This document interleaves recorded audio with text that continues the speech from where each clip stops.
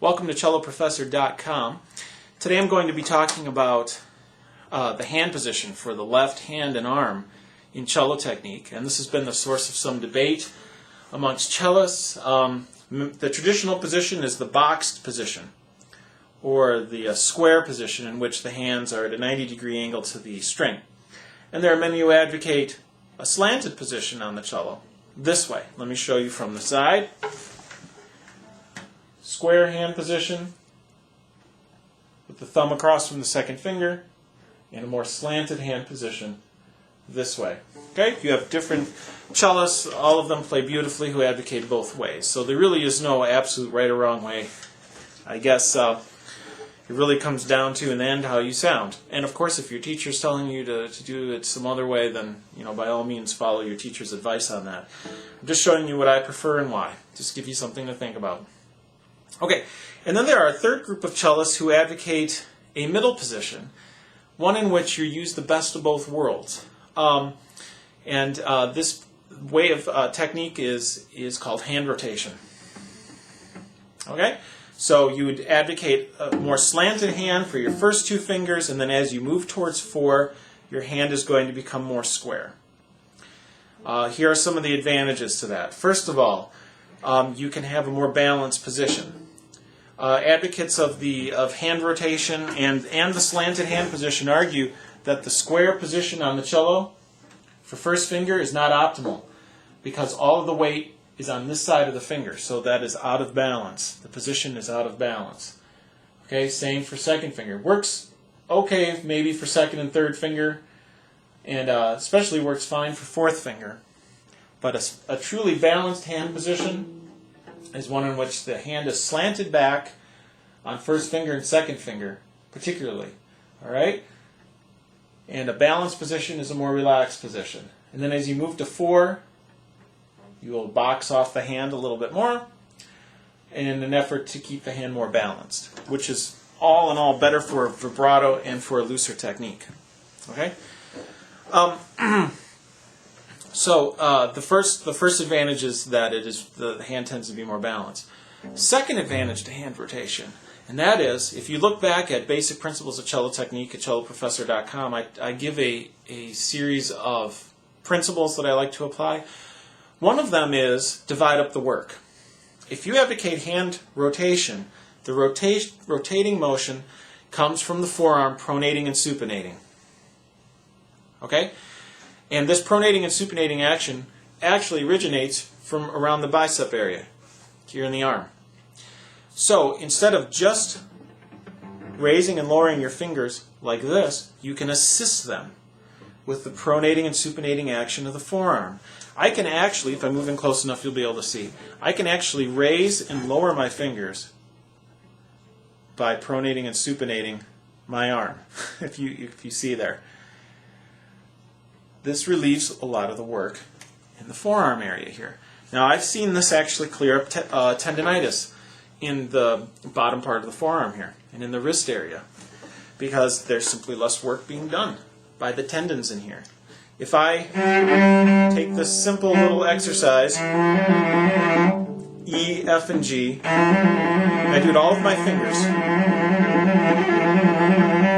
I get tired fairly quickly. Now, if I add a little pronating and supinating action with my forearm, like this,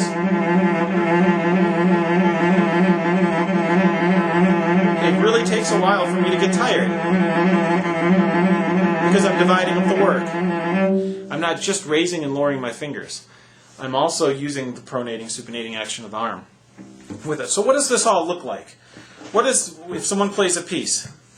Let me show you here. I'll play a little bit of the Bach suite number 3, the Prelude, and I like to use this one for students when I'm teaching hand rotation because it has a lot of scale passages, which are great practice. So.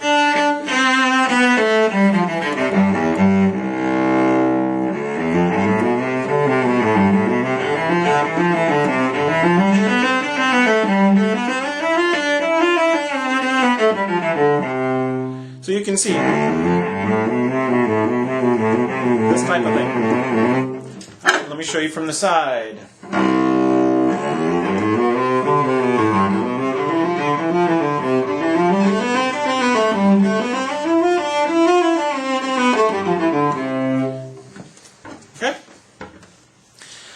So, again, especially with Bach, the hand can get tired on a lot of the preludes and many of the other movements as well.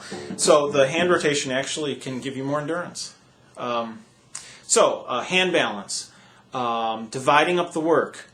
Another third advantage is using larger muscle groups to support the smaller muscle groups. Right? The pronating and supinating action here helps support the smaller muscle groups that raise and lower the fingers. Okay, that's another advantage. Now, there's another motion going on here, and that is the height of the elbow. All right, so if you try this little experiment, if you hold your elbow up high, you'll find that you can pronate more. That is, turn your hand, back of your hand towards your body. The lower your elbow, the less you can pronate, and the more you can supinate. The more I raise my elbow up, I won't be able to keep my palm of my hand up to the ceiling. Okay? So the pronating action of the forearm can be supported by a raising and lowering of the elbow, which really means the upper arm will rise and lower with it. Okay? Because what we're going for is a position that is halfway between the two extremes.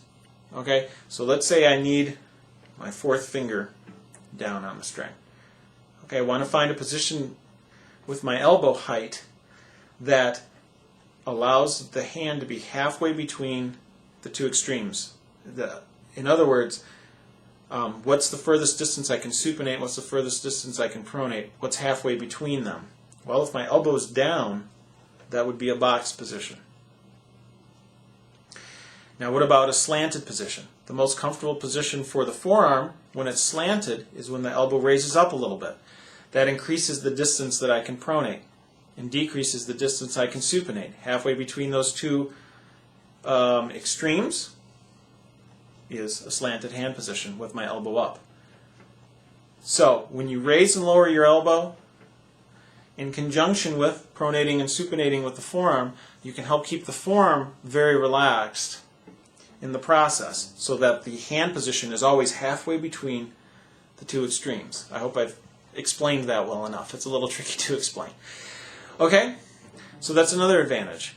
Another motion that I like to use when using hand rotation is the thumb.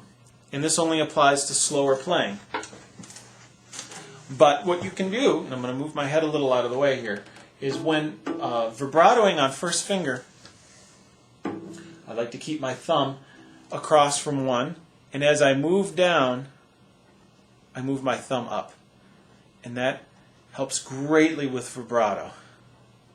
Okay? In other words, you're trying to move your thumb in relationship to where the pivot point is.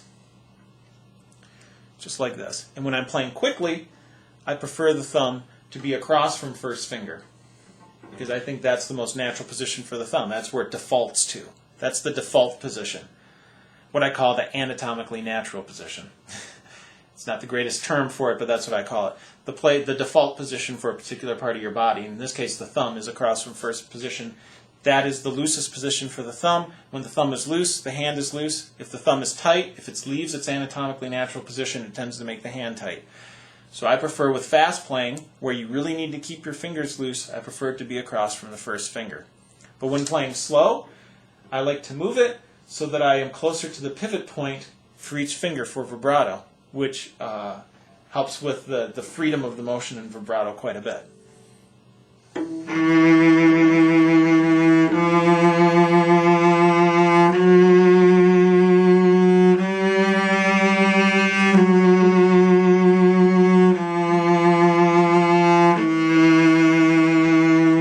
And then from the front.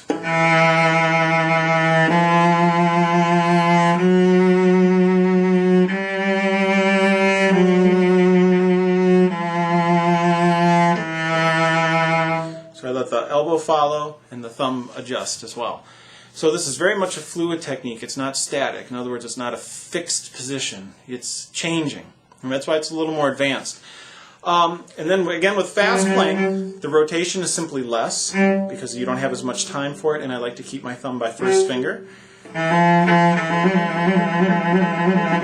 I'm just aiding the fingers through the pronating action of the forearm. like to keep the thumb by 1. So there's a little introduction to hand rotation. So hopefully you find it helpful and a little bit thought-provoking.